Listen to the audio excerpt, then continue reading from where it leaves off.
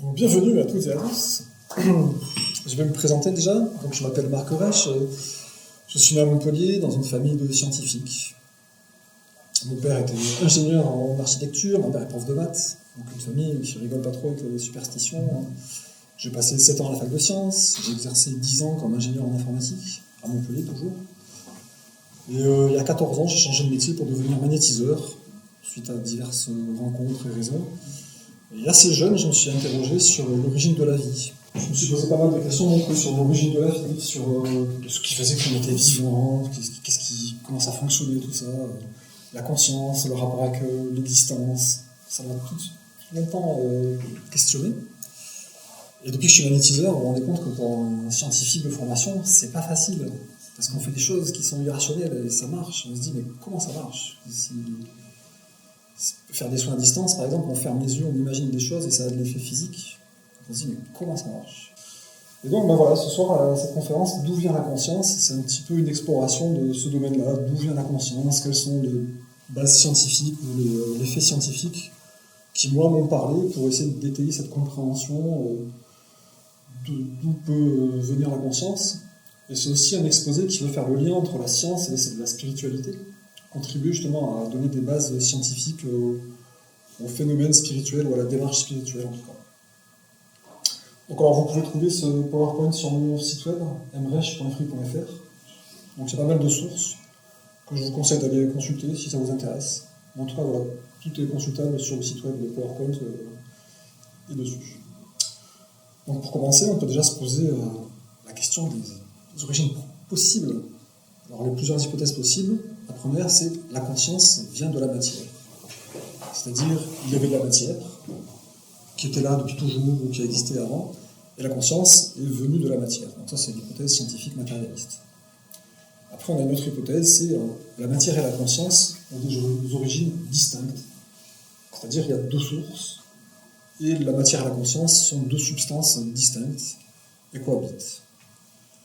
La troisième hypothèse, c'est en fait, il y a une seule source pour les deux, donc elles ont peut-être une nature semblable, et elles coexistent. Et la quatrième hypothèse, c'est donc la conscience génère la matière vient de la conscience. Ça, c'est des hypothèses possibles, envisageables. Alors, on va commencer par des définitions, pour avoir se fixer sur les termes qu'on va utiliser dans cette conférence. C'est des définitions simples du Larousse. Donc la matière, on peut dire que c'est une substance qui constitue les corps, qui est douée de propriétés physiques, qui est une chose physique qui s'oppose à l'esprit. Voilà, c'est quelque chose de matériel, de dense, qui n'est pas de l'ordre des idées ou de la pensée. La conscience, c'est une connaissance intuitive ou réflexive immédiate que chacun a de son existence et de celle du monde extérieur. Donc cette notion d'être conscient de soi et de l'extérieur. Et ça peut être aussi la représentation mentale claire de l'existence, de la réalité de telle ou telle chose. Donc c'est une perception, une compréhension de l'existence de quelque chose. C'est une perception d'information. L'énergie, on s'est défini comme une grandeur qui caractérise un système physique et qui exprime sa capacité à modifier l'état d'autres systèmes avec lesquels il rentre en interaction.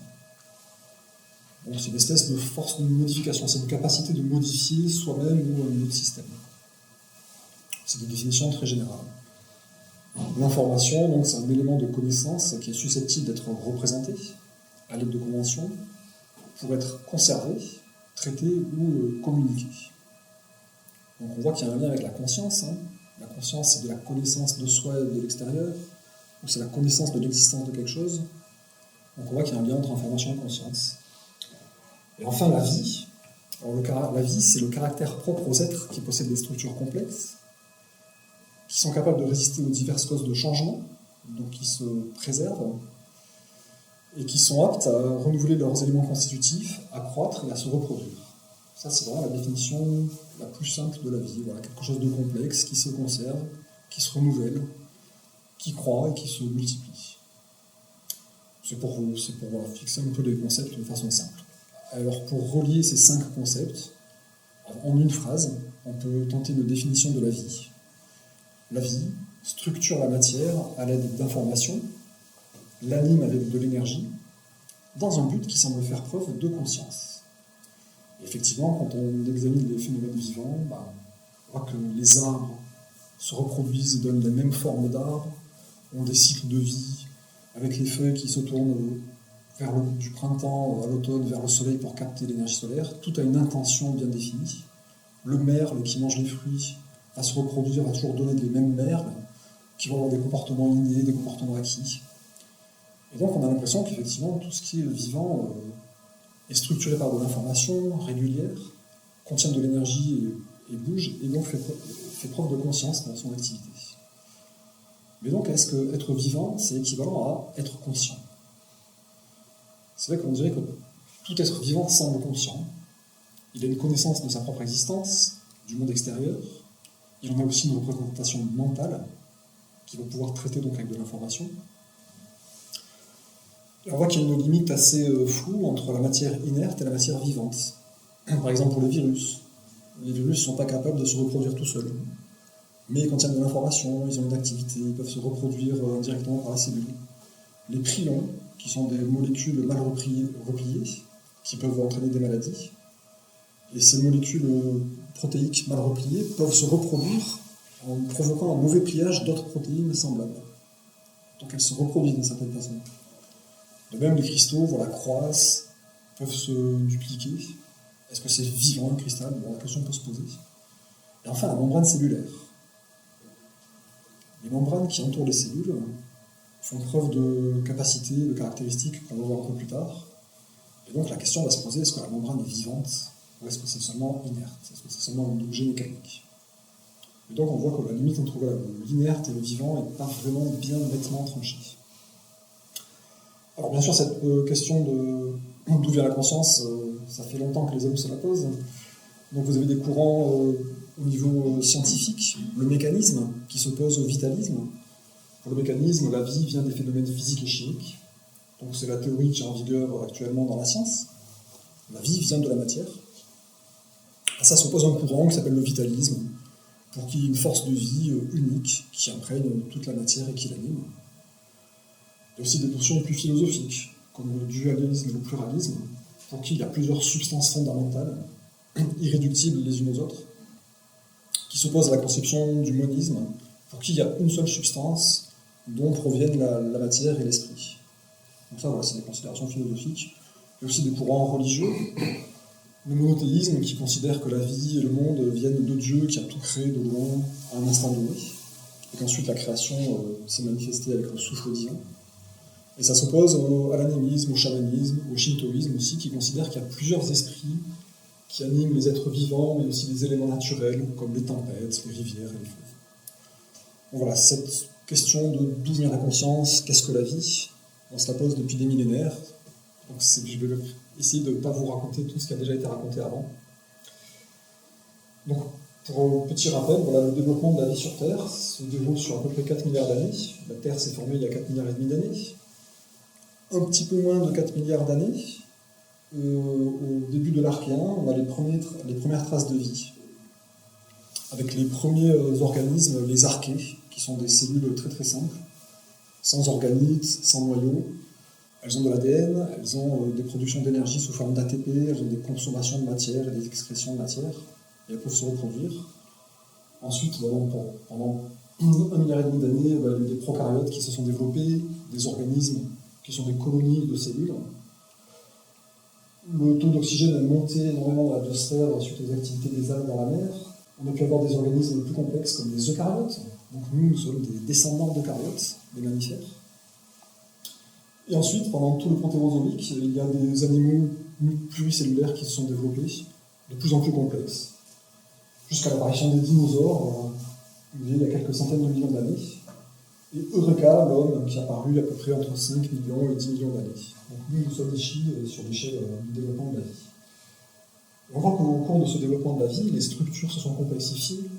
Il y a beaucoup d'informations qui ont été mises en forme sous forme de matière, avec des structures toujours plus élaborées, comme des griffes, des yeux, des poils, à partir des simples organismes monocellulaires. Et donc c'est vrai, quand on considère la création et les organismes vivants, on considère par exemple la cellule et son métabolisme, on voit qu'il y a des structures complexes, la membrane, le noyau, les organites, des microtubules, des phénomènes de synthèse, de production de protéines, des échanges membranaires, des déplacements de l'activité cellulaire. Et donc dans cette cellule, vous avez le noyau qui est le siège de l'ADN, de la duplication de l'ADN, de la synthèse d'ARN, dont on va parler plus tard. Le réticulum endoplasmique, qui est le siège aussi de regroupement de synthèse de protéines. L'appareil de Golgi, qui va permettre d'excréter des protéines de la cellule, d'excréter des substances. Vous avez les mitochondries, qui sont les usines énergétiques de la cellule où va être produit l'ATP, on va en parler plus tard aussi. Vous avez différentes vésicules, vous avez le centrosome ici, qui contient qui est le centre à partir duquel se répandent des microtubules qui forment comme une espèce d'autoroute dans la cellule. Il y a un centre et plein de microtubules qui partent dans tous les sens. Vous avez aussi un microsquelette qui est représenté ici en orange, qui va permettre à la cellule de se déformer, de déformer sa paroi pour faire de la phagocytose, le phénomène qu'on verra tout à l'heure. Vous avez aussi des pseudopodes ici, des piliers, des petits poils qui vont permettre à la cellule d'interagir avec son environnement. Et comme il y a des organismes monocellulaires, comme les paramécies, ces bactéries, ça c'est un eucaryote de grande taille qui fait entre 100 microns et 300 microns à peu près, et qui a une vie autonome, qui a des petits poils pour se déplacer, qui a un tube digestif, c'est une seule cellule, hein. Donc elle va avoir une vie passionnante dans l'environnement, elle va se diviser aussi pour se reproduire. Donc c'est un animal unicellulaire. Et donc on constate qu'il est conscient de son environnement, il réagit au stimulus, il va chercher sa nourriture. Et donc s'il est conscient, en considérant ce schéma de cellules, on se dit, mais où est le siège de la conscience? Est-ce qu'il est dans le noyau, où il y a l'ADN? Est-ce qu'il est dans le réticulum endoplasmique qui gère la synthèse des protéines, leur repliement, leur configuration pour qu'elles deviennent fonctionnelles? Où est la conscience dans cette cellule, si cette cellule seule vit une vie passionnante? Donc on a d'autres exemples de vie passionnante monocellulaire. Vous avez les phagocytes qui poursuivent les bactéries dans les corps vivants, comme les humains. Et on constate que ces bactéries sont poursuivies par les phagocytes comme Tom poursuit Jerry. Donc je vais vous montrer une petite vidéo pour voir ça de vos yeux. Donc c'est une vidéo qui date des années 2000 à peu près, hein. Et donc on voit un neutrophile qui court après une bactérie. C'est chimique ça. Et c'est assez surprenant, donc c'est réalisé au microscope optique, hein, in vitro. Vous avez la bactérie, le petit point noir, là, et le neutrophile qui lui court après, qui dépasse les globules rouges. Vous voyez le neutrophile se déforme, Exact. il veut aller gober cette bactérie, hop, finalement il va l'entourer et la phagocyter. Donc quand on voit ça, voilà, on constate vraiment que les organismes unicellulaires ont des vies individuelles et un peu conscientes dans leur environnement. On voit aussi que la bactérie fuit le neutrophile. Donc on voit que ces cellules individuelles ont une conscience de leur environnement et d'elles-mêmes entreprennent des actions. Le neutrophile, quand il tire ses pseudopodes, la membrane se déforme avec des microfilaments, mais il n'y a pas de système nerveux, il n'y a pas de muscles. Et pourtant, ces pseudopodes vont aller chercher la bactérie. On se demande comment ça fonctionne. Quand on considère le corps humain, on voit qu'il est constitué de plusieurs systèmes, le système nerveux, le système sanguin, le système hormonal, le système respiratoire. Tous ces systèmes sont formés de cellules. Donc, on a vu que les cellules sont les unités de base du vivant, hein. Tout ce qui est vivant, les arbres, les insectes, sont formés de cellules. Ces cellules vont s'agglomérer pour former des tissus. Ces tissus vont former des organes. Et ces organes vont s'associer pour former des systèmes entiers. Et donc tout ça, c'est formé à partir d'atomes qui s'agglomèrent en molécules, qui s'agglomèrent en organismes et qui vont former des cellules.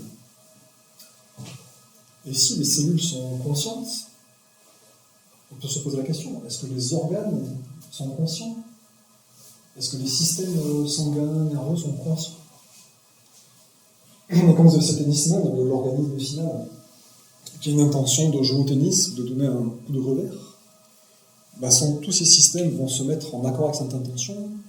L'hypothalamus va sécréter des hormones qui vont être transmises par l'adénohypophyse dans les autres glandes du système. Il va y avoir du cortisol qui va être libéré, de l'adrénaline, Il y a plein d'autres hormones qui vont accélérer le rythme sanguin, la pression sanguine, la libération de sucre. Donc des choses qui vont satisfaire l'intention de l'être, d'avoir plus de force musculaire, d'exercer un effort intense. Et donc tous ces systèmes se mettent en accord et agissent en réaction à l'intention de la conscience du sportif.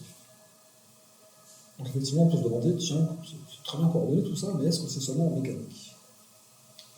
En tout cas, on peut considérer que la vie, effectivement, structure et anime la matière de manière intelligente et déterministe, et de façon consciente.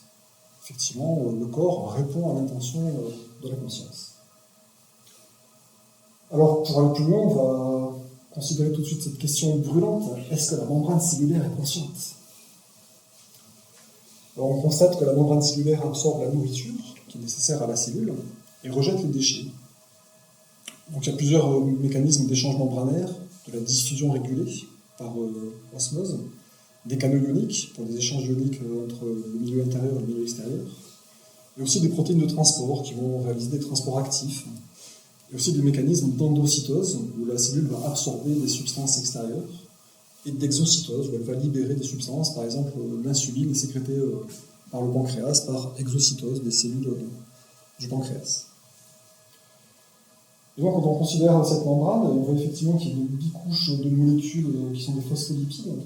Il y a des protéines transmembranaires qui peuvent servir de canaux, de récepteurs, qui ont différentes fonctions.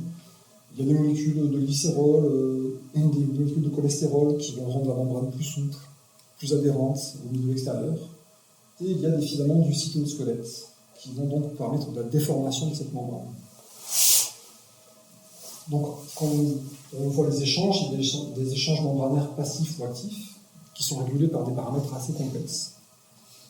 Dans les échanges passifs, on peut considérer qu'il y a certaines substances qui traversent la membrane, comme les hormones stéroïdes, des gaz, comme l'oxygène, le dioxyde de carbone. Il y a aussi des transports passifs à travers des protéines de transport, par exemple les aquaporines, qui sont des protéines qui vont transporter l'eau à l'intérieur de la cellule ou vers l'extérieur. Donc ces aquaporines sont extrêmement élaborées parce qu'elles permettent de faire passer une seule molécule d'eau à la fois. Vous savez peut-être que les molécules s'attachent les unes aux autres par des liaisons hydrogènes, forment des clusters ou des complexes de molécules d'eau. Et le problème, c'est qu'il peut y avoir des protons qui se baladent sur ces chemins de molécules d'eau. Et donc, la nécessité de faire passer une seule molécule à la fois, c'est pour conserver le pH interne de la cellule. Et donc, c'est quand même une petite merveille technologique d'arriver à casser les liaisons hydrogènes et de faire passer une seule molécule d'eau à la fois. En tout, sur une cellule, il y a plusieurs milliers d'aquaporines. En 2 ou 3 secondes, toutes les molécules d'eau, les presque 2 milliards de molécules d'eau qui sont dans la cellule sont renouvelées. En 2-3 secondes, grâce aux aquaporines. Bon, c'est extrêmement important dans le corps, au niveau des reins, entre autres. Vous avez ensuite des transports actifs, donc là qui nécessitent de la consommation d'ATP, de la consommation d'énergie, et qui sont des transports bidirectionnels, la plupart du temps, d'ions. D'ions au phosphore, d'ions par exemple potassium, d'ions sodium, d'ions chlorure. Et donc ces ions vont garantir une certaine différence de concentration, enfin sur ces transporteurs vont garantir une certaine différence de concentration entre l'extérieur et l'intérieur, et donc vont garantir un certain potentiel électrique, différence de potentiel électrique entre l'intérieur et l'extérieur de la cellule. Et cette différence de potentiel électrique va permettre de faire plein de choses, notamment de transmettre des influx nerveux. C'est environ 60 millivolts, je crois, entre l'intérieur et l'extérieur. Et donc, tous ces mécanismes d'échange membranaire garantissent l'homéostasie de la cellule, c'est-à-dire ces paramètres physiologiques pour qu'elle puisse fonctionner. Le pH, le potentiel électrique, la présence d'ions, la présence d'eau. Donc c'est quand même assez intéressant de voir que c'est hautement automatisé. Ensuite, les deux mécanismes suivants, c'est l'exocytose et l'endocytose. Donc là, si vous avez des illustrations d'exocytose, une vésicule qui contient des substances qui va fusionner à la membrane de la cellule. La membrane de la vésicule est de la même nature et libérer des substances. Et au contraire, l'endocytose, ça va être la capture par la membrane de substances extérieures. Dans le cas de la phagocytose, ça peut être des bactéries par exemple. Ça va former une vésicule qui va être transportée à l'intérieur de la cellule. Et donc ces vésicules-là, on se demande, mais elles sont libres, elles flottent dans le milieu intérieur de la cellule, elles se baladent et elles vont au hasard sur la membrane. Et non, pas du tout. Je vous avais parlé du centrosome et des microtubules. Et sur ces microtubules, donc qui partent du centre et qui sont dirigés vers l'extérieur, vous avez des protéines motrices qui d'un côté tiennent la vésicule et de l'autre ont des petites pattes qui vont marcher sur le microtubule. Les kinésines vont marcher vers l'extérieur, par la polarité positive du microtubule, donc vont marcher vers la membrane, et les dynéines vont marcher vers l'intérieur de la cellule, donc du milieu extérieur vers le milieu intérieur. Et quand on voit la représentation de l'image de synthèse d'une kinésine, on a vraiment l'impression de voir un petit bonhomme qui d'un côté tient sa vésicule et de l'autre marche sur son microtubule. À chaque pas, il y a une molécule d'ATP qui est consommée pour faire le déplacement. Et quand la kinésine a délivré son cargo, elle s'inactive pour ne plus consommer d'énergie de façon inutile. Elle se réactivera au moment où il y en aura besoin. Donc là aussi, on se dit, tiens, c'est curieux, si c'est que mécanique, c'est quand même extrêmement bien fait, ça fonctionne extrêmement bien. Et donc, quand on considère la membrane, on voit qu'effectivement, elle a une activité intentionnelle et déterministe, parce que tout ça fonctionne dans des milliards de situations différentes, dans des milliards de conditions différentes du corps, du milieu extérieur. On peut considérer que la membrane, elle a une connaissance de l'environnement intérieur et extérieur, la présence d'ions, de pH, la présence d'eau. Elle a une représentation du milieu intérieur et extérieur, et elle réalise des échanges entre eux, donc elle traite de l'information. Donc on aurait tendance à se dire que la membrane de la cellule est consciente. Mais si la membrane de la cellule est consciente, ça veut dire que toutes les molécules qui la composent, et même les particules d'énergie, les particules, les atomes, et même l'énergie qui la compose, sont aussi conscientes. Il n'y a aucune raison qu'il y ait plus de conscience à droite qu'à gauche dans la membrane si elle est consciente. On va transiter, voilà. Ça c'est une question qu'on va peut-être trancher vers la fin, mais en tout cas voilà, c'est une considération intéressante sur la membrane, la nature de la membrane qui est purement physique et qui pourtant a une activité qui fait preuve de conscience. Donc on va aller explorer un petit peu plus la conscience, voilà, quelles sont les propriétés, quels sont les effets de la conscience. On voit qu'il y a des liens entre la conscience et la matière. Donc, tous les humains se sont rendus compte qu'il y avait un lien entre la santé ou l'état intérieur physique et la conscience, par le biais du stress, des substances psychotropes, ou de l'effet placebo. On a tous vu que si on buvait un litre de whisky, on n'était pas dans le même état de conscience qu'avant le litre de whisky. L'état placebo aussi. Il y a à peu près 20% des gens qui guérissent en mangeant une substance dont on leur dit que c'est un médicament et qui font guérir en maladie. Donc on voit que l'état de conscience influence quand même le corps physique. Et ensuite, tout un tas de phénomènes paranormaux, comme justement le magnétisme, les guérisseurs philippins, des cas de guérison miraculeuse, des gens qui se nourrissent de prana, c'est-à-dire d'énergie vitale, des cas de psychokinèse, c'est-à-dire la faculté de déformer la matière à partir de la conscience, capacité de vision à distance, c'est-à-dire des gens qui sont capables de voir ce qui se trouve à certaines coordonnées GPS, seulement en fermant les yeux. Il y a aussi le cas des expériences de mort temporaire qui montrent que la conscience peut traverser, sortir du corps physique, avoir des perceptions. Donc là, j'ai fait exprès de mettre la photo de Jean-Pierre Girard, qui est un praticien de psychokinèse qui était assez connu dans les années 70 et 80, qui est passé de nombreuses fois dans les médias, qui était contrôlé de nombreuses fois par des prestidigitateurs pour voir s'il n'y avait pas de fraude, et qui donc s'exerçait à tordre des barres de métal à l'intérieur de tubes en verre, seulement par la force de la pensée. Et donc, quand on voit cet individu, on se dit, un scientifique en blouse blanche, on va se dire, mais cet individu fait des choses qui paraissent impossibles. Il a des cheveux mal coiffés, il a des lunettes noires, il a on dirait un loupard qui fait du rock'n'roll, donc c'est forcément un bouffon, c'est forcément un escroc. Et les scientifiques sérieux en costard, souvent ne s'intéressent pas à tous ces phénomènes parce que les gens qui les pratiquent ne correspondent pas à leurs critères de crédibilité. Et donc ils ne prennent même pas la peine de prendre en considération ces phénomènes. Et pourtant, ils semblent vraiment bien réels. Je vous invite, vous pouvez vous renseigner, voir des études sur ces cas-là, mais c'est malheureusement très peu étudié par la science dure, on va dire. Donc ensuite, c'est un très bon livre, Les émotions cachées des plantes, que je vous recommande vraiment chaleureusement, de Didier Van Covelaert. C'est un très petit bouquin qui donne plein d'études qui ont été faites sur les plantes depuis les années 50 et qui montrent une forte interaction de conscience entre les plantes, mais aussi entre les plantes et les animaux et les insectes, enfin les plantes et les insectes. Des influences de la conscience humaine sur les plantes, mais aussi de la conscience des plantes sur les humains. Et donc c'est passionnant parce qu'il montre qu'une plante qu'on a branchée sur un détecteur de mensonges, par exemple, au moment où on émet l'intention de la brûler avec une allumette, elle réagit instantanément, sans qu'on ait fait le moindre geste. Donc ce bouquin est absolument hallucinant parce qu'il montre qu'il y a vraiment une interaction de la conscience qui se propage à distance. Je vous recommande parce qu'il y a des études depuis les années 50-60. Si vous avez une plante familière chez vous, on lui branche un détecteur de mensonges, donc ça mesure les variations de courant électrique à la surface. Si vous allez vous promener avec un minuteur aléatoire dans la poche, qui, quand il va sonner, va vous dire de rentrer chez vous, dans votre balade, quand le minuteur va sonner, vous allez vouloir rentrer chez vous, à l'instant même, la plante va réagir, en étant contente, parce que vous allez revenir.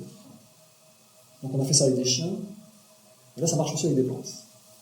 Donc voilà, ce bouquin est absolument hallucinant, parce qu'il montre qu'il y a une forte interaction entre la conscience et la matière. Donc pour illustrer encore les liens entre la conscience et la matière, on peut bien sûr citer le livre très connu de Masaru Emoto, Les messages cachés de nous. Masaru Emoto fait donc des expériences de cristallisation. Il soumet des tubes remplis d'eau à différents stimulus, de la musique, des mots, des prières. Il prend une seule goutte d'eau qu'il congèle, il regarde ensuite au microscope à la surface de cette goutte d'eau la forme du cristal. Et donc, quand on voit des choses harmonieuses, les cristaux sont très harmonieux et réguliers. Si on dit des choses affreuses du genre « je vais te tuer », il n'y a pas du tout de cristal harmonieux. Et si on prend une eau polluée, avant la prière, pas de forme harmonieuse, on prie pendant quelques minutes, et hop, ça se cristallise de façon harmonieuse. On peut faire aussi cette expérience avec du riz qui est cuit, qu'on place dans des pots, et on peut lui parler, lui envoyer des pensées. Donc là, c'est la 5e fois que j'ai fait cette expérience. Là, c'est un pot témoin, et là, c'est un pot sur lequel il y a juste marqué « merci », et qui sont laissés dans un coin, sans qu'on leur parle. Le pot témoin moisit un petit peu, l'endroit assez bleu. Le pot à qui il y a juste écrit « merci » dessus se conserve quand même assez bien. On peut faire pareil en lui parlant, en envoyant des pensées. Donc chacun peut constater qu'effectivement, il y a une influence de la pensée sur de la matière qui a l'air inerte, du riz cuit. Bon, on voit qu'il a moisi, donc il doit y avoir des levures ou des bactéries. Il n'y a rien de plus inerte que du riz cuit quand même. On voit qu'il réagit aux pensées pourtant. Alors maintenant, on va considérer les cas où on peut se rendre compte que la conscience existe sans la matière.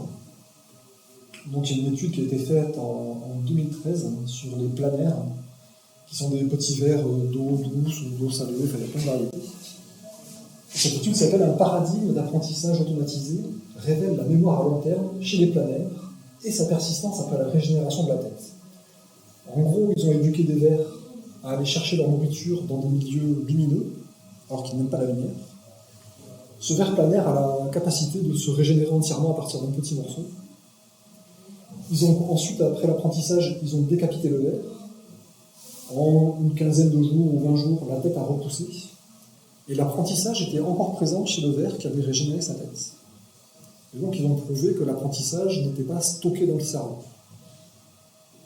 C'était une étude scientifique pour montrer que la mémoire n'est pas dans le cerveau de ce petit ver qui fait 1 centimètre de long.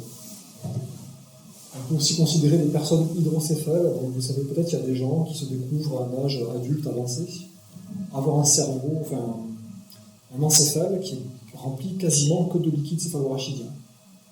Donc des gens qui ont un cerveau qui est constitué d'une couche de quelques millimètres de neurones, et donc tout le reste est vide, rempli de liquide céphalorachidien. Et pourtant ils ont des capacités totalement normales. Il y en a même plusieurs qui sont plus intelligents que la moyenne. Et donc là aussi on dit 95% de la masse manquante du cerveau. Si c'était une machine, est-ce qu'une machine fonctionnerait bien avec 95% en moins? Un moteur, un mixeur, un ordinateur? Donc ça tend à montrer aussi que la conscience n'est pas stockée ou n'est pas générée par le cerveau. Il y a donc aussi d'autres citations. Pim van Lommel, c'est un cardiologue qui a fait beaucoup de travail aussi sur les expériences de mort temporaire, qui disait en 2010, la conscience a un aspect non local, c'est-à-dire hors de l'espace et du temps. Elle est captée et décodée par le cerveau. Donc un aspect non local, ça veut bien dire que la conscience n'est pas à un endroit donné, mais potentiellement distribuée partout. C'est un concept qu'on verra tout à l'heure quand on parlera de physique quantique. Et aussi, c'est cette thèse de médecine qui a été publiée en 2014 sous la direction de Jean-Jacques Charbonnet, facteur associé aux expériences de mort imminente dans les arrêts cardio-respiratoires. Et donc, c'est une thèse qui a été saluée avec des félicitations et qui introduit la notion de conscience extraneuronale. C'est-à-dire, il y aurait une conscience qui existerait en dehors des neurones. Il y aurait aussi une conscience neuronale propre au cerveau, une conscience physique. Et le cerveau serait seulement un récepteur de cette conscience extraneuronale. Et donc, ça expliquerait les cas de mort, d'expériences de mort temporaire pendant les arrêts cardio-respiratoires. Il y a plus d'une centaine de témoignages de gens dans cette thèse qui sont utilisés pour spécifier de façon formelle cette conscience extraneuronale, sa nature. Donc on peut aussi bien sûr s'intéresser aux médiums. Et les cas où on va parler d'expériences de mémoire de vie antérieure. Donc les médiums, on peut tous consulter un médium, voir qu'effectivement il capte des choses, il a l'air de discuter avec peut-être un décédé, peut-être il lit dans notre conscience, peut-être... mais bon, c'est un cas intéressant à étudier quand même. Et là, vous avez un cas assez spectaculaire de mémoire de vie antérieure. Donc, il y a des dizaines et des dizaines de cas d'enfants qui se rappellent de leur vie antérieure et dès qu'ils peuvent parler, qu'ils racontent. Et lui, dans son cas, donc il est en Australie, c'est le fils d'un présentateur télé, et dès qu'il peut parler, il voit une photo de Lady Di et il dit « Ah, mais c'était moi, avant, quand j'étais princesse. » Et il a raconté plein de choses sur le château d'Angleterre, sur ses enfants. « Ah, ça c'était mes enfants. » Plein de détails intimes de la vie de Lady Di, et ça a continué pendant des années et des années, à tel point que son père a osé braver le ridicule en faisant son coming out, en disant mon fils prétend être la réincarnation de Lady Di. Et effectivement, il y en a des dizaines et des dizaines, dont je crois que c'était un cas en Inde, un enfant qui a dit mais avant, je m'appelais un tel, j'ai été tué par tel gars à la hache, il y a 2 ou 3 ans, et il m'a enterré à tel endroit. Et les parents sont allés vérifier, et tout était vrai. Le corps a été retrouvé, le meurtrier désigné a avoué. Donc là, on s'est dit aussi, tiens, il y a une transmigration de l'âme d'un corps à l'autre. Et vous avez aussi ce très très bon bouquin, merci Jacques de me l'avoir fait connaître, Souvenir de l'au-delà, de Michael Newton, qui est un hypnothérapeute qui fait régresser les gens et qui s'est spécialisé dans la vie entre les vies, c'est-à-dire ce qui se passe au moment du décès jusqu'au moment de la réincarnation. Et donc on retrouve des choses, quelles que soient les cultures, quelles que soient les religions ou les croyances ou les non-croyances, de tous ces gens qui racontent des choses absolument fabuleuses et qui montrent qu'il y a une vie dans la dimension de la conscience et de l'âme qui est bien plus vaste que la vie physique qu'on expérimente ici sur Terre. Donc aussi, il y a un très très bon livre à considérer. Donc maintenant, quand nous avons étudié nous avons vu un petit peu les phénomènes autour de la conscience, on va parler un petit peu de la matière. La matière, d'où ça vient? Donc en forme de boutade, j'ai mis ce titre, la matière formée à partir du vide, non vide, c'est-à-dire du vide qui n'est pas du néant. Donc on va commencer par le commencement. Au moment du Big Bang, scientifiquement, on est à peu près sûr qu'il y a 13,7 milliards d'années environ, à un moment, l'univers était très très très petit, très très très très chaud, et qu'il y a eu une expansion violente et soudaine, qui a pris cette forme-là en hyperbole, qui a après un peu s'est ralenti, puis maintenant c'est ça que ça ralentit peu. Donc au début, l'univers était tellement chaud qu'il n'y avait pas d'énergie différenciée, puis après il y a eu des particules qui se sont coagulées, on va dire. Ensuite des atomes, des galaxies. Mais la question c'est de dire, mais qu'est-ce qu'il y avait avant? Qu'est-ce qui s'est passé avant le Big Bang? Donc peut-être le Big Bang, ça a créé aussi le temps et l'espace-temps. Donc le concept de avant n'existait pas en fait. Mais conceptuellement, la question de l'origine, c'est un vrai problème. Parce que soit on se dit, il y a toujours eu quelque chose avant le Big Bang, qui à un moment a créé le Big Bang, et donc comme il y a toujours eu quelque chose avant, il n'y a pas d'origine. Soit on se dit, il y avait quelque chose, par exemple un rebond d'univers, peut-être l'univers s'est contracté, il rebondit sur lui-même. Et c'est une pulsation, donc il n'y avait pas vraiment d'origine. Ou alors c'était un œuf cosmique, ou alors c'était Dieu, ou alors c'était des collisions de Brane, ou alors c'était des fluctuations dans le vide quantique qui ont généré le Big Bang. Mais il y avait quelque chose donc avant ce Big Bang. Et donc le Big Bang n'est pas l'origine, et donc quelle est l'origine de l'origine? Et comme ça on peut remonter ad infinitum, l'origine de l'origine, s'il y avait quelque chose. Le concept de néant qui engendre quelque chose, c'est difficile à conceptualiser. Donc si ça vous intéresse, je vous renvoie aux conférences de Étienne Klein, qui en parle de façon formidable. Et on se rend compte que vraiment trouver l'origine de l'univers et l'origine de la matière, c'est un problème conceptuel qu'on n'arrive pas à trancher. Mais heureusement, il y a des expériences de physique quantique qui donnent un petit peu des clés pour essayer de comprendre d'où peut venir la matière. Vous avez peut-être entendu parler de l'expérience de Casimir. Donc c'est pas le dinosaure orange qui a des enfants. Hendrik Casimir, c'est un scientifique russe, il me semble, qui a postulé dans les années 40 l'existence de fluctuations du vide. C'est-à-dire, il y aurait différentes fréquences d'énergie dans le vide qui sont indétectables, des fluctuations quantiques de l'espace-temps, qui auraient différentes tailles, des grosses fluctuations, des petites fluctuations, qui correspondraient à des grosses particules virtuelles ou des petites particules virtuelles, virtuelles dans le sens où elles n'auraient pas assez d'énergie pour exister. Et donc, il a proposé de faire cette expérience.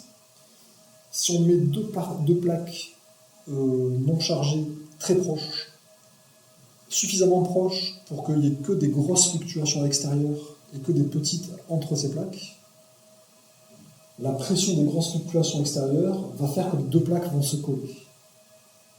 La pression du vide à l'extérieur des plaques sera plus forte que la pression entre ces plaques, et donc les plaques vont se coller. On a fait cette expérience vers l'an 2000 parce qu'on avait suffisamment de technologie pour le faire. Ça marche, les plaques se collent, et donc on a prouvé qu'effectivement il y avait des fluctuations quantiques dans le vide et que Hendrik Casimir avait raison. Donc ça déjà, ça fait réfléchir. On se dit, tiens, le vide, qui est l'absence de matière, n'est pas l'absence de toute chose. Il y a des fluctuations dans ce rien. Le rien fluctue. Donc il y a aussi après les expériences célèbres du LHC, le grand collisionneur de hadrons au CERN. Donc c'est un grand anneau de plusieurs kilomètres de long, dans lequel les scientifiques accélèrent des particules, là c'est des protons en l'occurrence, à des vitesses qui sont des vitesses relativistes, proches des fractions de la vitesse de la lumière, et font ensuite se collisionner ces particules. Ces particules explosent et génèrent tout un tas de sous-particules. Donc l'idée, c'est de recréer les conditions du Big Bang, pour justement voir des particules exotiques ou des particules qui n'existent plus aujourd'hui, pour étudier ces conditions du Big Bang. Et ce qu'ils ont observé, donc dans les années, c'était 2010, je crois à peu près, les premières expériences qui ont mis ça en évidence, c'est donc on a deux protons afférents, par exemple, et qui explosent et qui donnent naissance à plein de sous-particules. La masse totale de toutes ces sous-particules générées est égale à plus de 1000 fois le poids de départ des deux protons. C'est-à-dire la création de masse à partir de l'énergie cinétique des protons. Donc c'est assez difficile à comprendre, mais donc grâce à Hendrik Casimir, on a compris que dans le vide, il y avait des particules virtuelles qui n'avaient pas suffisamment d'énergie pour exister. Avec la formule d'Einstein, E égale mc2, il n'y a pas suffisamment d'énergie pour qu'il y ait de la masse. Donc l'explication, c'est que l'énergie cinétique, c'est-à-dire l'énergie de mouvement des protons, au moment de la collision, se dissipe dans le vide, et cette énergie donne suffisamment d'énergie aux particules virtuelles pour exister. Et donc on a 1000 fois plus de masse que ce qu'on avait au départ, grâce à de l'énergie. Donc on voit qu'il y a de la masse qui est créée à partir du vide. Donc effectivement, on voit que la matière peut être formée à partir du vide qui n'est pas vide. On voit aussi qu'il y a des phénomènes de formation et de mise en conformation de certains objets qui suivent des lois mathématiques, qui suivent par exemple le rapport doré, le nombre d'or, ou la suite de Fibonacci. Il y a des chercheurs comme Rupert Sheldrake qui ont parlé de champs morphogénétiques, c'est-à-dire de champs d'information qui existent au-delà de la matière et qui vont mettre la matière en forme pour avoir des transferts d'informations entre organismes, par exemple, ou des structures qui se répètent dans le temps. Vous avez aussi le chercheur David Bohm qui a parlé d'ordre explicite et d'ordre implicite, c'est-à-dire l'ordre explicite, c'est ce qu'on constate, ce qu'on peut mesurer avec nos appareils, et l'ordre implicite, ça serait un ordre caché qui lui doterait de la structure, justement.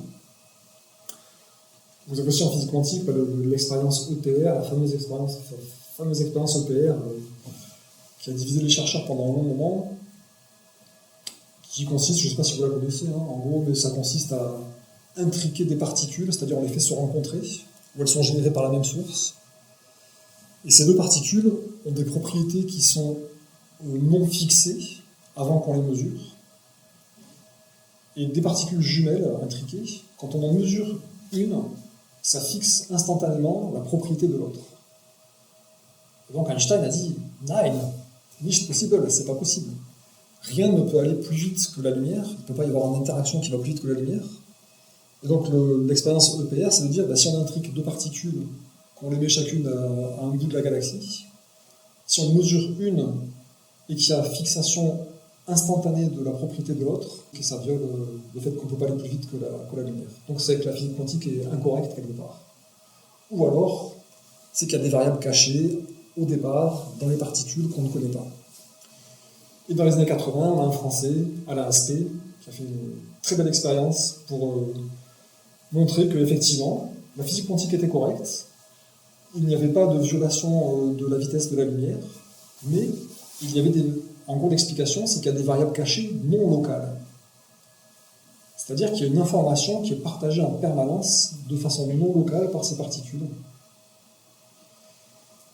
D'autres interprétations qui disent qu'en fait on voit deux particules, mais en fait c'est un seul objet qui a deux représentations dans la matière. Et donc voilà, ces considérations autour de l'expérience EPR montrent qu'il y a des propriétés non locales physiques. Qu'est-ce qui fait la connexion? Pour l'instant, scientifiquement, on ne sait pas, parce qu'on voit que c'est transcendant à la matière quelque part. Ça n'est pas contenu dans la matière, en fait. Et donc voilà, ça donne lieu aussi à la notion de champ d'information. Et puis, tout ça, ça donc nous fait penser que effectivement, le vide n'est pas vide, parce qu'il se passe des choses assez curieuses dans le vide. Donc maintenant, on va passer à une considération un peu plus, de la matière, mais dans ses aspects les plus mystérieux. Et on va voir qu'il y a des forces assez inconnues qui sont à l'œuvre dans la matière. D'abord, au niveau de l'eau, on a vu que l'eau se structure spontanément, peut transporter de l'information. Vous avez des personnes comme Jacques Benveniste, Luc Montagnier, Marc-Henri, qui ont travaillé sur la mémoire de l'eau. Donc ils ont montré des phénomènes assez incroyables de transport et d'échange d'informations et de structuration matérielle de l'eau. Vous avez tout un répertoire des différentes formes que peuvent prendre ces molécules d'eau. Donc là, on se dit aussi, pareil, qu'est-ce qui va forcer ces molécules à se structurer de cette façon. Vous avez aussi le phénomène des transmutations biologiques. Donc ça, c'est un phénomène qui a été découvert par Louis de Broglie au début du XXe siècle et qui a été... les recherches ont été continuées par son élève Corentin Louis Caravan. Donc les transmutations biologiques, ce sont des réactions nucléaires. C'est-à-dire que ce ne sont pas des réactions chimiques. Donc, par exemple, on brûle du carbone, ça fait du CO2. Donc le carbone se colle à l'oxygène. Là, c'est carrément le noyau de l'élément qui se transforme. Donc on peut avoir des transmutations de sodium en magnésium, de magnésium en phosphore ou en calcium, par exemple. Et donc, ils ont vu que ça apparaissait dans les graines germées, par exemple. Ça apparaissait aussi dans les plantes, dans certains animaux, dans l'être humain. Donc, les recherches continuent encore. Il y a des Japonais actuellement qui travaillent sur les transmutations biologiques pour trouver des algues qui seraient capables de transmuter des matières radioactives. Parce qu'ils sont un peu concernés par la radioactivité, les pauvres. Mais le problème, c'est que selon notre conception actuelle de la science et des atomes, c'est impossible qu'il y ait des réactions nucléaires à température ambiante et à pression ambiante. Pour nous, ça existe que dans les réacteurs nucléaires, dans le Soleil, à des conditions de température et de pression qui sont invivables en fait.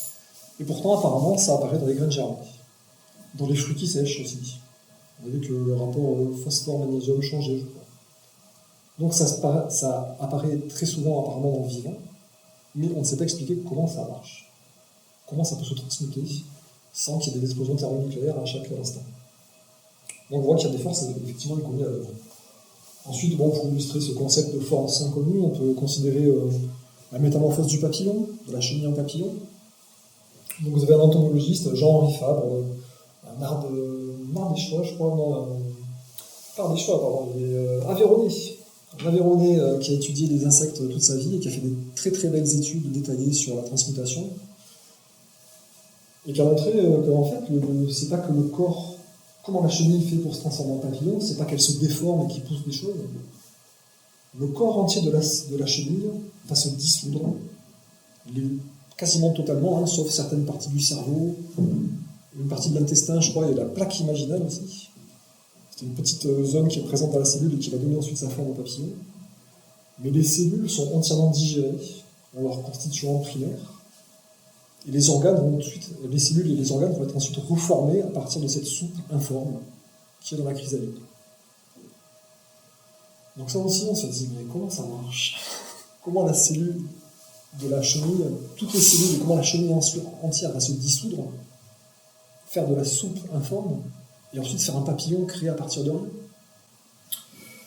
Alors ensuite, ça c'est un point qui commence à être intéressant. Je vous conseille très vivement d'aller regarder cette conférence qui est disponible sur YouTube, Physique de l'origine de l'homme, de Vincent Fleury.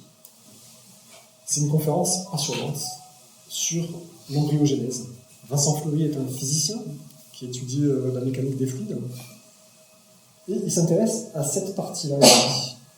Donc, ce qui se passe à peu près chez l'humain entre le 21e et le 22e jour, vous avez la blastula, qui est un disque informe, rond, et pouf, en à peu près une journée, il se transforme en un petit bâtonnet, où on trouve les embryons de tout. Le cerveau, les yeux, les mains, les bras, les jambes. Et ensuite, ce petit bâtonnet se développe, pouf, pour donner un humain au bout de 56 jours. Donc, comme on ne peut pas faire des expériences sur les humains, il a fait des expériences sur les poulets, qui se développent beaucoup plus vite. Donc, on a toutes les étapes qui sont formalisées. Et donc, lui, il étudie vraiment la transformation du poulet jusqu'à cette étape-là, je crois, à peu près. Une blastula qui a donné un embryon en quelques heures, 2 jours. Donc, il nous montre un œuf fécondé. Donc là, vous avez la blastula qui a un cercle un peu foncé ici. C'est un disque qui est composé de différents anneaux. Ces anneaux sont formés de cellules plus ou moins grosses, des petites cellules, des moyennes cellules, des cellules un peu plus grosses, et puis des grosses cellules tout autour. Et on voit que ces différents anneaux vont se conformer pour ensuite donner le tube neural, le cerveau lamellipinaire, le tube digestif, le sac amniotique, et ensuite le sac vitellin qui correspond au placenta chez l'humain. Et donc ces différents anneaux, qui sont au début en conformation de disque, en quelques heures, quelques jours, vont se replier pour former cet embryon. Et donc tout ça a été filmé au microscope optique. C'est vraiment passionnant. Donc on a la blastula ici au départ, qui va former une structure longitudinale, qui va faire apparaître des vertèbres ici par exemple, qui va se développer. On va voir le cerveau se former, le cœur, les intestins, les embryons de pattes et d'ailes. Au bout du 3e jour, donc ça se passe en quelques dizaines d'heures. Donc il va voir que dans la blastula au départ, qui est un disque, il y a des forces circulaires qui créent des vortex. Ensuite, ces forces, donc ça c'est à la surface de la blastula. Ensuite, ces forces vont induire des forces de convection, c'est-à-dire dans l'épaisseur de la blastula, il va y avoir des vortex, avec les cellules du dessus qui passent dessous, qui passent vers l'extérieur. Ces forces de convection vont créer une traction avant-arrière, et vont créer un sillon. Donc il y a une traction qui commence, et cette traction va faire que la blastula va progressivement se replier sur elle-même, comme on replie un tacos, ou comme on replie une pizza complète, comme on fait un calzone par exemple. Hop, la blastula va se plier, et c'est au moment du pliement que vont apparaître les fonctions. Le cerveau, les yeux, en temps continu, tout va apparaître. Donc c'est quand même assez intéressant, et on va voir ça en vidéo tout de suite. On voit voilà, ces 7 heures de temps de vidéo accélérée. Hein. On voit dans le champ des cellules des tourbillons de matière. Alors en accéléré, on voit bien que c'est tourbillon. Ça, c'est le début de la transformation de la blastule. Donc quand on zoome un petit peu, on voit qu'effectivement le tourbillon se situe à ce niveau. Il commence à y avoir une structure longitudinale qui se forme ici. Ça fait penser un peu aux éjections de plasma du soleil. Un petit peu, hein. Quand on zoome encore, là on peut voir vraiment les cellules individuelles hein, qui nagent dans le liquide. Alors tout ça a la consistance du blanc d'œuf à peu près. Donc c'est assez liquide. On voit les cellules les unes après les autres qui sont entraînées par des forces physiques, qui créent des tourbillons. Donc au fur et à mesure que ça tourne, il y a une espèce de subduction qui se crée. Les cellules passent en dessous et retournent vers l'extérieur, par-dessous là. Bon, on va voir. Hein. Les cellules de surface passent en dessous et hop, par-dessous, elles vont vers l'extérieur. Donc il se crée un pli. Ce pli va créer une traction. Et on va voir que la blastula ici, le disque central va se replier sur lui-même ici. On voit qu'il y a un pli qui se forme. Et le pli va se propager. Et là, voilà, on a la tête qui se forme, les yeux et les vertèbres. En quelques heures, ça se referme. Là, on voit le sac thoracique qui se referme. Hein. Il y a une petite limite ici, blanche. Ici, la boue qui se propage. Donc le sac thoracique qui se ferme. Les structures intestinales qui se forment, la tête qui se forme. Donc ça, c'est vu sous un autre angle, de face. Le pli qui va ensuite former la tête. L'apparition des yeux ici. Donc là, c'est un peu accéléré aussi zoomé sur la tête. Donc le tube neural qui sort avec le cerveau, et sur le côté les yeux. En fait, le tube intérieur va rebondir sur le sac thoracique extérieur, sur le bras paf. Le cerveau rebondit et crée un œil, à vitesse constante. Un embryon d'œil, en fait. Donc là, vous avez la partie caudale, hein, la partie de la queue. Donc la colonne vertébrale se termine, et on a le sac amniotique qui se referme ici. Il y a un arc blanc là, qui passe. Donc, pour Vincent Fleury, il constate que des forces physiques sont à l'œuvre dans la blastula et structurent l'embryon. Donc ensuite, pour voir des forces inconnues à l'œuvre dans la matière, on peut aller voir des vidéos d'un institut de recherche médicale. Donc eux, ils ont cherché à représenter les molécules, les machines moléculaires, c'est-à-dire des machines à taille moléculaire qui sont dans les cellules, de le représenter dans leur fonctionnement vital. La lumière est un instrument trop grossier pour observer les molécules, donc on les observe avec des microscopes électroniques, mais pour ça on est obligé de figer l'activité vitale en fait. Donc eux, ils ont fait le leur possible pour représenter de la façon la plus réaliste des activités moléculaires in vivo. Donc on va voir trois éléments. Des ATP synthase, c'est-à-dire c'est des enzymes qui vont synthétiser la molécule d'ATP. On va aussi regarder un petit peu la réplication d'ADN, et ensuite la division des chromosomes et des kinétochores. Donc tout ça met en œuvre, ces phénomènes mettent en œuvre des machines moléculaires. Donc l'ATP synthase va se trouver dans les mitochondries ici. La réplication d'ADN se trouve dans le noyau, ici. Hein. Et la division des chromosomes et du kinétochore, ça se situe dans toute la cellule quand la cellule va être en phase de division. Donc les mitochondries, c'est ce petit organite orange qui est formé de double membrane. Une première membrane foncée là qui est en forme de capsule, et une deuxième membrane qui est fortement plissée à l'intérieur. Donc quand on zoome sur un pli, on voit que là il y a la membrane externe, la membrane interne avec un espace intermembranaire, et des petits picots qui sont sur la membrane interne. Et ces petits picots ici sont donc les ATP synthase, c'est les enzymes responsables de la synthèse des molécules d'ATP, des molécules d'énergie. Hein. C'est depuis l'apparition des cellules humaines eucaryotes, il y a 2 milliards d'années, ça existe.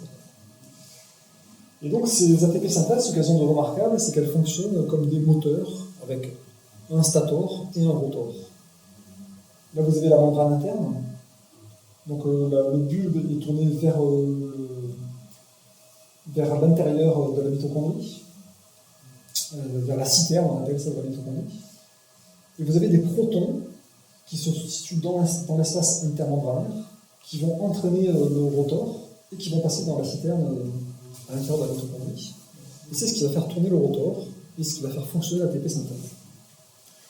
Donc on va regarder ça en vidéo, parce que c'est quand même assez spectaculaire, on va dire. Donc là, vous voyez plusieurs ATP synthèse sur la membrane interne. Vous avez le rotor ici, qui est entraîné par les petits protons en blanc. Et là, en bleu foncé, vous avez un site de réaction qui va attraper de l'adénosine diphosphate, une molécule de phosphate, qui va les assembler pour former de l'adénosine triphosphate. Donc, vu de dessus, on voit qu'il y a comme ça 3 sites de réaction. Et à l'intérieur, le petit rotor qui est entraîné par les protons va tourner, changer la conformation de ces sites, pour qu'à chaque fois, pouf, en orange, on parte une petite molécule à chaque fois que la configuration est la bonne. Donc il y a 3 états différents, tac, tac, tac. À chaque étape, le site change. Et c'est ce petit axe entraîné par les protons qui va changer la conformation des sites. Donc là, vous avez donc l'espace intermembranaire, grâce au transport membranaire qui contient plein de protons, qui maintient donc ce potentiel de différence, et les protons qui passent à l'intérieur. Il y a des milliers d'ATP synthèse par mitochondrie. L'ATP synthèse, donc à chaque tour, génère 3 molécules d'ATP, elle fait à peu près 30 tours par seconde, donc génère une centaine de molécules. Une seule ATP synthèse génère 100 molécules d'ATP. Et en plus, elle est capable de fonctionner en mode inversé, c'est-à-dire de consommer des molécules d'ATP pour rebalancer des protons dans l'espace intermembranaire. On se dit, c'est un moteur quand même qui fonctionne très bien, qui a un joli fonctionnement intéressant. On va maintenant regarder des animations sur l'ADN, parce que c'est très instructif et c'est assez spectaculaire aussi. Là, vous avez un ruban de la double hélice d'ADN, la fameuse double hélice d'ADN, représentée aussi de façon aussi réaliste que possible. Si on déroule la molécule d'une seule cellule, elle fait 1,8 m et 2 nanomètres d'épaisseur. Donc cette molécule ADN va s'enrouler autour de protéines histones. Là, ça montre l'organisation au moment de la division cellulaire. L'ADN va se concentrer et va se condenser en chromosomes. Donc ça s'enroule autour de protéines histones, qui se conforment aussi pour faire une espèce de tresse. Cette tresse va se torsailler une première fois, pour faire une espèce de spirale, comme ça. Elle se spiralise une deuxième fois, et ensuite va se spiraliser une troisième fois pour former les chromosomes. Donc là, on peut se dire, mais comment ça se passe? Qui sont les gens qui font ces tresses?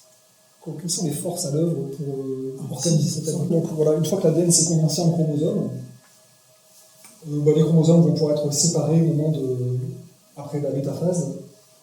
Au moment de la télophase, les deux parties des chromosomes séparés vont pouvoir former 2 cellules filles sur le même matériel génétique. Voilà, ça c'est des trucs assez classiques.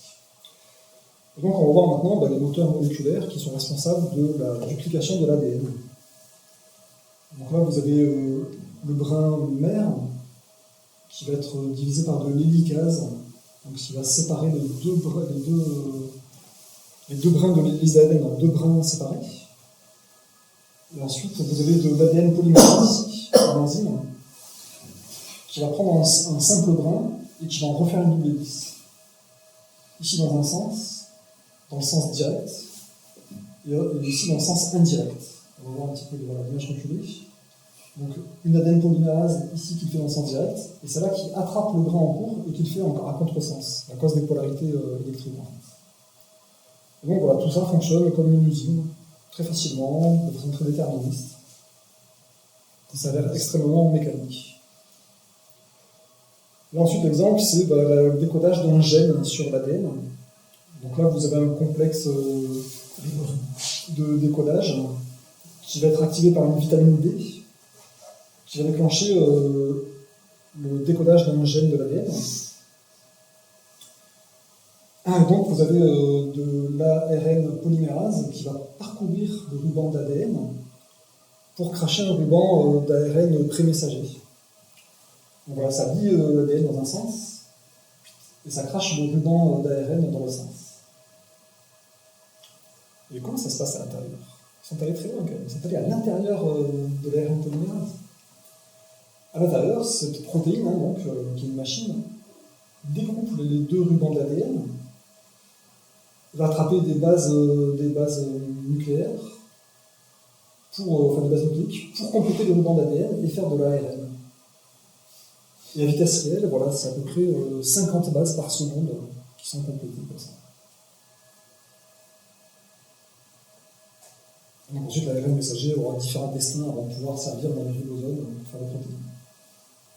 Donc tout ça, c'est intéressant. On voit qu'il y a quand même des machines qui travaillent automatiquement dans les cellules à chaque instant. Et donc on peut se demander, voilà, comment ça marche? Est-ce que ça fonctionne au pétrole, à l'électricité, au charbon? Qu'est-ce qui pilote tout ça? Ça fonctionne à l'énergie, ça fonctionne... Est-ce que c'est juste de l'énergie électrique qui pilote tout ça? Donc alors une dernière vidéo qui est un peu la plus spectaculaire. Donc là c'est toujours au moment de la division cellulaire. Vous avez des chromosomes qui sont des matériels génétiques dupliqués, qui comportent deux brins, qui s'arrangent au milieu de la cellule. Et hop, quand ils sont bien au milieu de la cellule, pouf pouf, chaque copie est séparée et tirée à l'un de chaque pôle de la cellule. La cellule se divise en deux et fait deux cellules filles. Et donc, on va s'intéresser au moment où le chromosome se sépare en deux.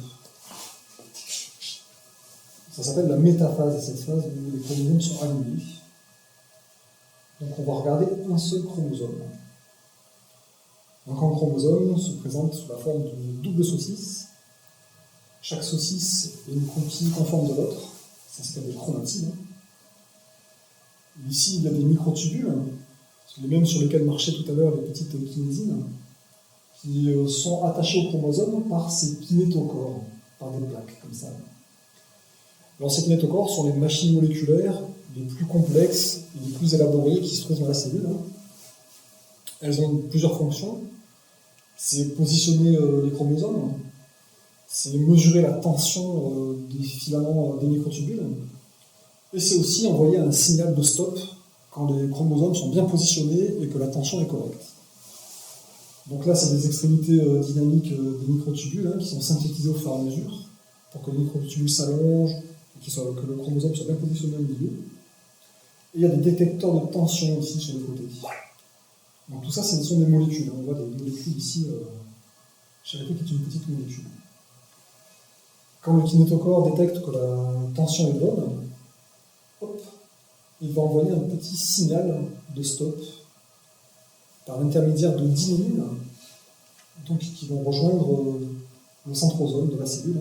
Le centrosome, c'est séparé en deux centrioles, qui chacun a un bout pour chaque cellule fille. Et donc, on peut voir ce spectacle-là, s'il était suffisamment petit. Des microtubules, dans le sens des dynéines, qui vont vers les chromosomes, avec leurs deux petites pattes, comme on a dit tout à l'heure. Enfin, des kinésines dans ce sens, et des dynéines, là, qui portent un signal stop dans ce sens-là. Comme si c'était des petits ouvriers avec des pattes qui transportent un message.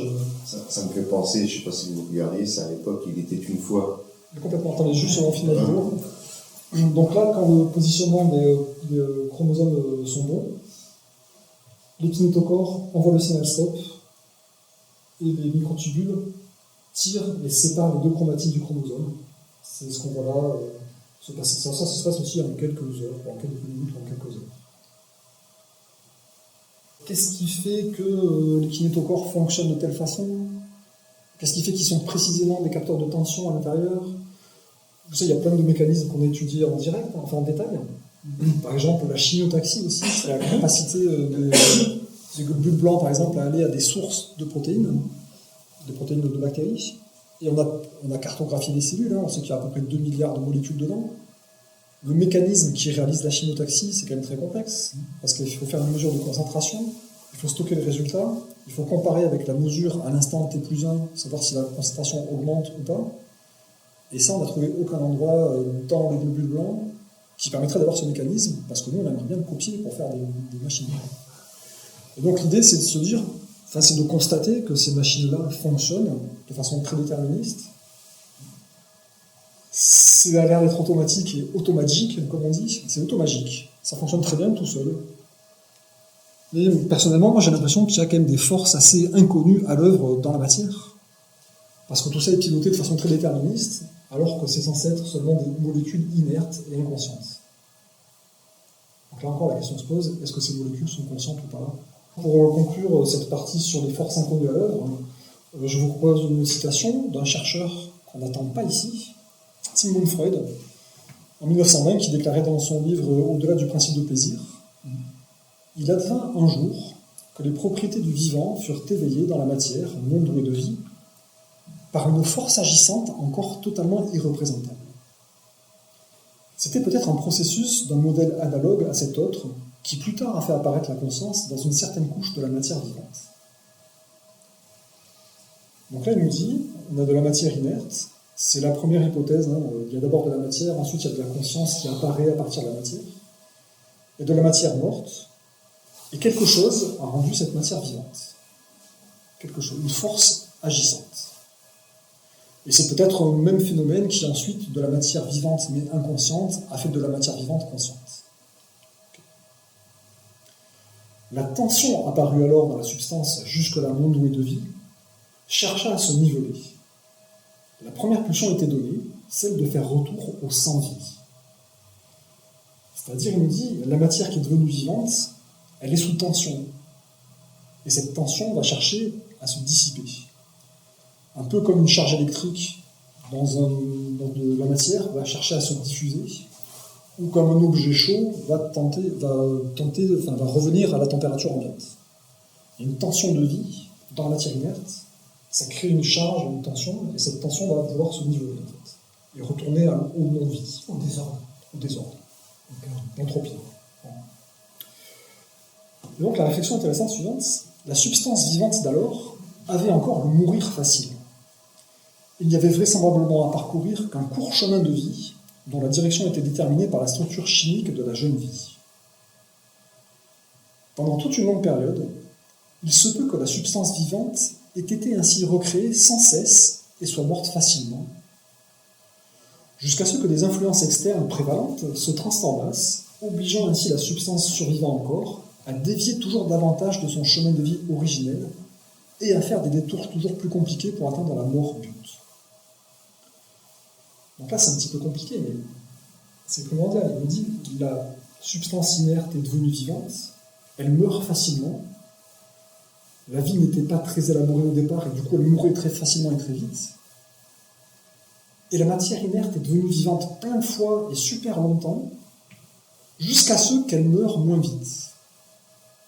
Sous, d'après lui, l'influence d'influence externe. Vous avez un peu saisi le truc? La matière devient vivante, meurt, à répétition, jusqu'à ce que le chemin de vie soit plus long et qu'elle meure moins vite.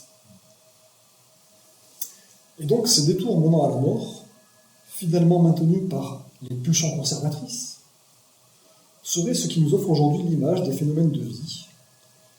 Si l'on reste attaché à la nature exclusivement conservatrice des pulsions, on ne peut parvenir à d'autres suppositions quant à la provenance et au but de la vie. Donc ça, bon, c'est un passage qu'il faut lire, un petit peu méditer, mais pour comprendre que c'est quand même très profond de se dire la matière, si elle est devenue vivante à partir de la matière morte, elle ne s'est pas tout de suite reproduite, elle n'est pas tout de suite devenue éternelle comme les cellules eucaryotes qui se reproduisent ad infinitum grâce à l'ADN, entre autres. Il y a eu un stade où c'était vivant, mais c'est mort. Et il y a une espèce de force agissante inconnue qui a rendu la matière inerte vivante à répétition jusqu'à ce qu'elle vive suffisamment longtemps pour qu'elle se reproduise sous l'influence de pulsions de conservation. Et donc, en lisant ce passage, on se dit que Freud postule l'existence d'une force qui est transcendante à la matière inerte. Donc là, on va synthétiser un petit peu ce qu'on a dit jusqu'à présent. Il y a effectivement une force agissante informative qui génère la matière et la conscience. Donc on a vu que la matière, c'est de l'énergie qui est manifestée et structurée, qui provient du vide non vide, soit avant le Big Bang, soit à cause des fluctuations quantiques du vide, soit à cause des champs morphogénétiques. Mais il y a quelque chose du vide non vide qui génère la matière. On a vu aussi que la conscience est de l'énergie qui influence la matière et qui existe dans le vide non vide. La matière existe sans la matière. La conscience existe sans la matière, je veux dire. On a vu aussi que la matière et la conscience échangeaient des informations et s'influençaient mutuellement. C'est donc qu'elles ont des natures sous-jacentes qui sont sans doute semblables, vu qu'elles s'influencent et qu'elles échangent des informations. Donc on a de la matière qui provient du vide non vide, on a la conscience qui existe dans le vide non vide. Et donc la question qui se pose, c'est est-ce que le vide non vide, c'est pas lui, la force agissante informative, qui est partout présente, immuable, et d'où proviennent la conscience et la matière? Est-ce que c'est pas le vide lui-même qui est cette force de vie? Et donc là, on va quitter des considérations scientifiques pour aller dans des considérations un peu plus ésotériques pour répondre à cette question. Et donc, je vais vous proposer donc l'interprétation des Lettres du Christ. Donc, c'est le livre sur lequel je vais faire une conférence la semaine prochaine, qui appelle donc ce vide non vide la conscience universelle. Et donc, c'est une force de conscience qui est l'origine commune de la conscience et de la matière. Et donc, selon ce livre, la conscience et la matière proviennent d'une seule substance, qui est une énergie intelligente, aimante, intentionnée, qui est éternelle et qui est infinie, qui est la conscience universelle. La conscience universelle est donc la source de tout ce qui existe. L'information, l'énergie, la conscience, la matière et la vie. Et elle est en équilibre dans le silence et l'immobilité, sans aucune interaction avec la matière, ce qui fait qu'on ne peut pas la détecter par des moyens physiques, directement. Et donc la conclusion de ça, c'est que la matière, en fait, n'est pas solide. La matière et la conscience sont de la même substance intrinsèque, qui est de la conscience universelle. Et cette conscience universelle devient visible, devient matérielle, individuelle et manifestée par le biais de formes de conscience. Donc les formes de conscience, ça pourrait être l'équivalent des champs morphogénétiques, des champs d'information, ou peut-être l'équivalent des variables cachées non locales de la physique quantique. Et donc pour représenter ça, le schéma, ça pourrait être le suivant. De la conscience universelle qui préexiste, qui est éternelle et infinie, donc il n'y a pas d'origine de l'univers, vu que ça était toujours là. Cette conscience universelle crée des consciences individuelles et des formes de conscience, qui à leur tour engendrent des particules et de la matière. Et donc, la vie, ce n'est pas un effet de la matière. Ce n'est pas non plus de la conscience qui a possédé la matière préexistante, mais la vie elle-même, c'est la force agissante, la force de conscience agissante, qui a engendré la conscience individuelle et la matière. C'est de l'énergie non physique qui a engendré les choses physiques. Et donc, en boutade, on pourrait dire que Dieu n'est pas un barbu assis là-haut quelque part, mais c'est un champ d'énergie de conscience qui baigne l'espace-temps, qui génère et qui anime tout ce qui existe par le biais de la conscience individuelle. Et donc, il y a une bonne raison à pratiquer la méditation, la prière, le développement spirituel, pour essayer de contacter cette conscience universelle. Si elle existe vraiment, si c'est vraiment la cause des phénomènes qu'on constate dans la matière, on se dit, si c'est de la conscience, on peut la contacter, on peut communiquer avec elle, on peut lui demander des choses, on peut interagir. On ne peut pas interagir au niveau physique, mais on peut interagir sur le plan de la conscience. Et c'est vrai que les expériences dont je vous ai parlé, des expériences de remote viewing, de communication avec les plantes, montrent que la conscience, l'expérience de mort temporaire, montre que la conscience transcende la matière et dépasse la matière, et qu'il y a sans doute une existence bien plus évoluée, bien plus vaste dans le monde de la conscience. Donc voilà, tout ça justifierait le développement spirituel avec des éléments de science qui montrent que ça vaut le coup d'aller dans ce sens-là.